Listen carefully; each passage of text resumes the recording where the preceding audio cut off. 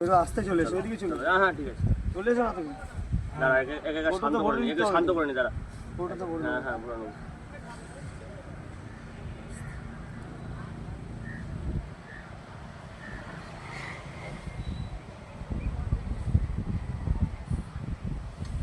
ভিডিওটা হচ্ছে তো। চলে তো কিছুক্ষণ আগে রাস্তা থেকে একটি র্যাট স্নেক মানে দাঁড়াস রেস্কিউ হলো, যেটাকে লোকালে সবাই ঢ্যামনা সাপ বলে চেনে।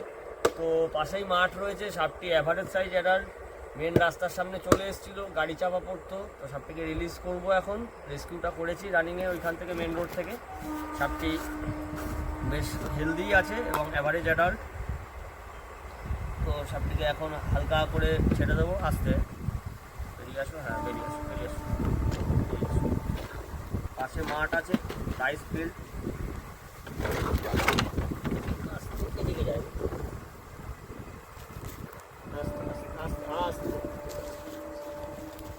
কাছে আসো, কাছে আসো, রিলিজটা দেখবে, লম্বা করে নাও, রিলিজটা দেখবে।